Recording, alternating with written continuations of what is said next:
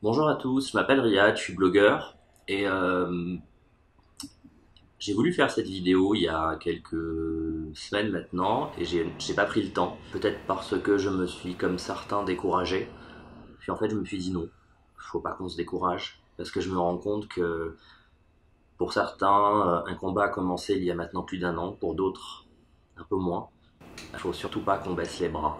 Ce combat c'est ce Levothyrox nouvelle formule que beaucoup de personnes ont ingéré, pour certaines à leur insu, et aujourd'hui se retrouvent avec une vie catastrophique clairement, parce que nous avons chacun eu nos effets secondaires, que nous avons, d'après le laboratoire Merck, inventé. On aurait été très fort, on aurait été tous connectés en même temps comme dans une série télévisée, et on se sera tous inventé des mots qui ont mené certaines personnes aux urgences, dont moi 2 fois. Je suis sous Levothyrox depuis 2011, date à laquelle on m'a diagnostiqué un cancer de la thyroïde avec une ablation totale.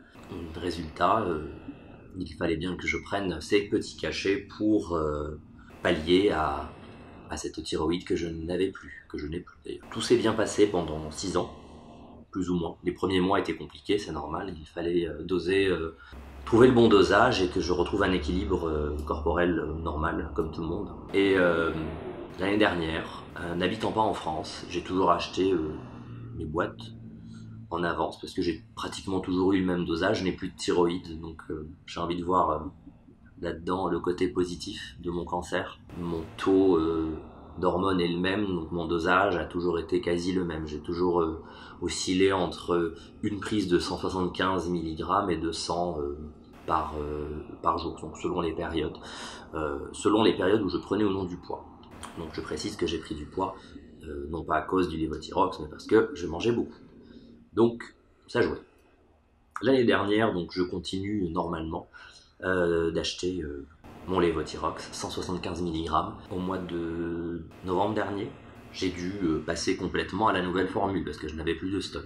J'avais vu ce qui se passait sans trop m'inquiéter. J'aime pas m'inquiéter, je suis quelqu'un qui peut stresser facilement et je suis quelqu'un de très positif. J'ai pris cette nouvelle formule donc de novembre à janvier. Les 2 premiers mois, je ne remarquais rien, vraiment. Ça allait. Et au mois de janvier 2018, donc de cette année, j'ai commencé à avoir des choses étranges qui se passaient. Des grosses douleurs abdominales, des palpitations cardiaques, une accélération de chute de cheveux. Bon, je perds des cheveux comme tout le monde. Sauf que là, j'ai enlevé des touffes. Je ne fais pas le lien. Quelques semaines passent, je pense 2, et je rentre un soir de dîner. Je me couche à 22 h en me disant je vais me coucher tôt, comme ça demain je serai en forme. J'aime bien aller au sport tous les matins. C'est là où je me sens le mieux, comme ça je me dis c'est fait, parce que le soir en général, j'ai plus trop envie d'aller m'entraîner, et puis je préfère rester tranquille ou voir mes amis. Je me couche à 22 h avec mon chat qui n'est plus là. Il se passe peut-être 1 heure.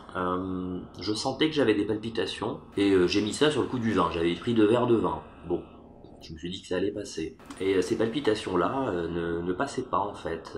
Elles augmentaient avec le temps. Il devait être minuit.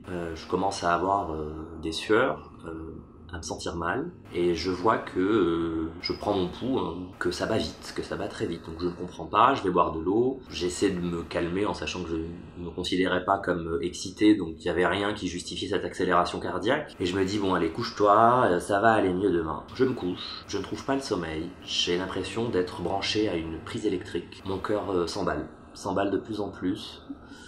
Ça dure 1 heure, 1 heure et demie, je pense. Et là, je commence à avoir des fourmis dans les bras, dans les jambes, et pour la première fois de ma vie, je sens mon cœur s'écraser. Donc c'est peut-être pas le bon mot. Donc, je vais faire attention à tout ce que je vais dire dans cette vidéo et je vous expliquerai pourquoi après.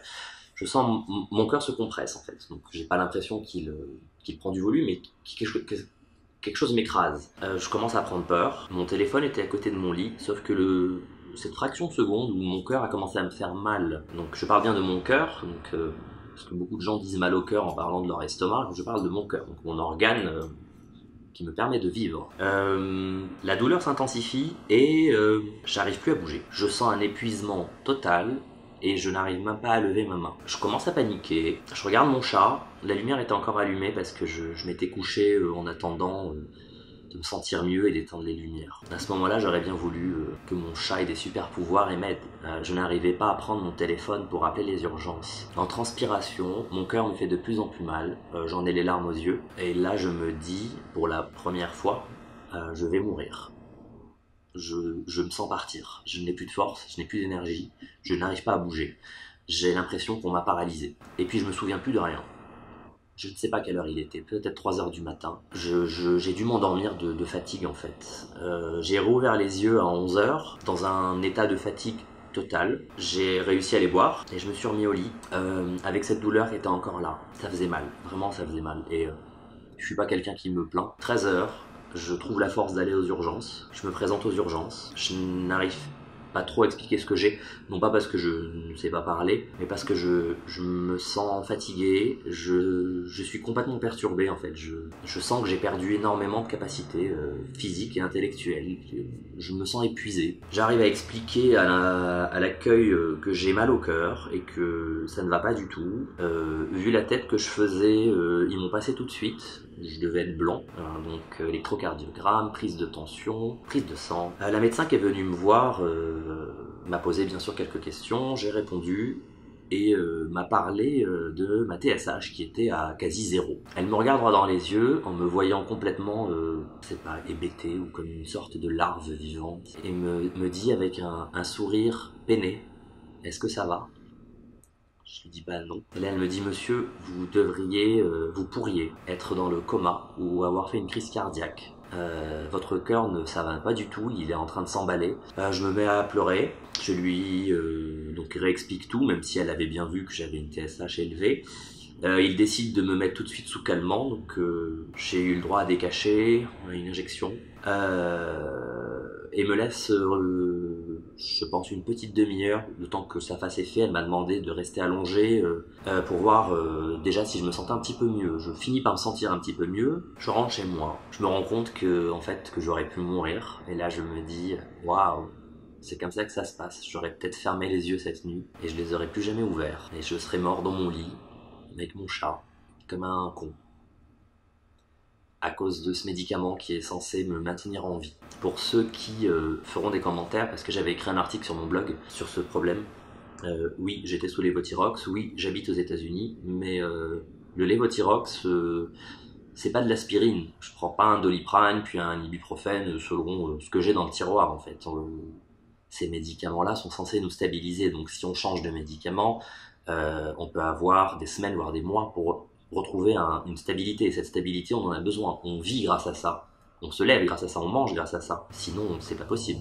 J'avais eu des commentaires sur un des groupes où j'avais posté l'article, et c'est là où il y a quelque chose qui a fait tilt dans ma tête. Je me suis dit à quel moment une personne qui prend ce médicament, donc qui connaît les contraintes, qui sait très bien qu'on ne peut pas le changer, que c'est dur de trouver son bon dosage et sa stabilité physique, se serait permis de venir me dire que je mentais. Et là m'est venue en tête la chose suivante, est-ce qu'il n'y aurait pas des taupes dans ces groupes? Des taupes de qui?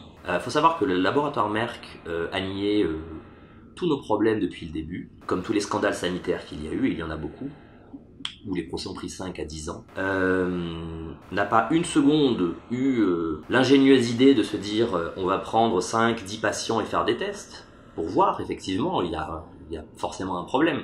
Je vous rappelle qu'ils avaient déclaré avoir changé de formule à cause de notre intolérance au lactose en France, où apparemment aucun cas, ou très peu, aurait été signalé aux autorités sanitaires françaises. C'est quand même magique de changer toute une formule pour, quand bien même 1000 cas sur près de 3 millions de personnes qui prennent ce médicament sans problème depuis des dizaines d'années, voire 20 ans si je ne me trompe pas. Donc à part nier et faire des communiqués de presse dans l'urgence, je les ai trouvés forts. Et ce que j'aimerais vous expliquer, c'est que ces laboratoires sont habitués, ils ont des cellules juridiques, ils sont forcément en train de provisionner de l'argent pour un futur procès. Ils savent très bien qu'il y a un problème.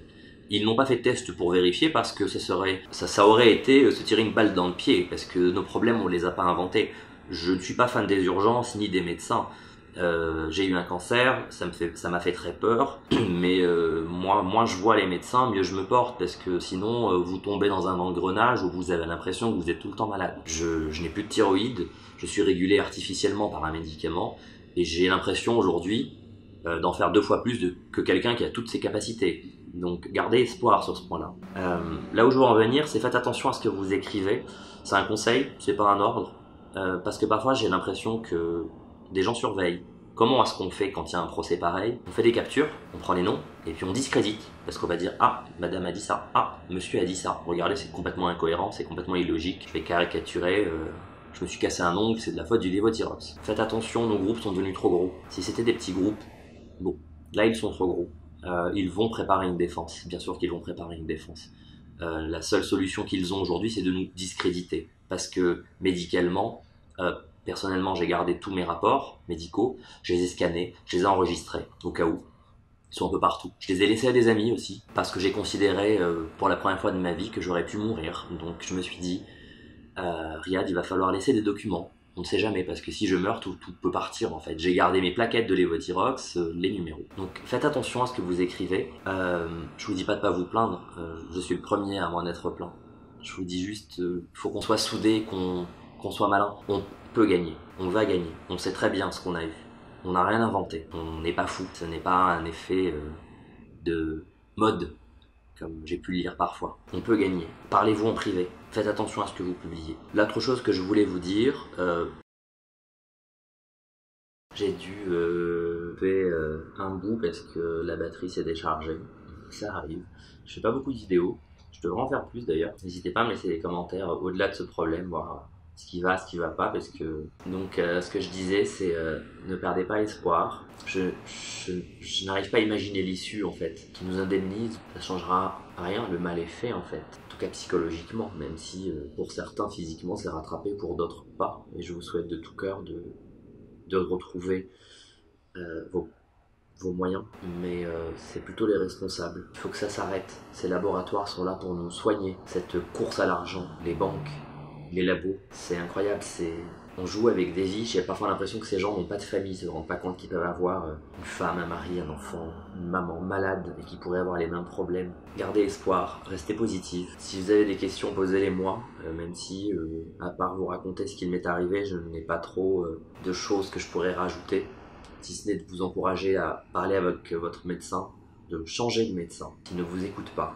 Les médecins sont là pour nous écouter, ils ne sont pas là pour nous donner des ordres. Et puis, on va y arriver. Voilà. Salut.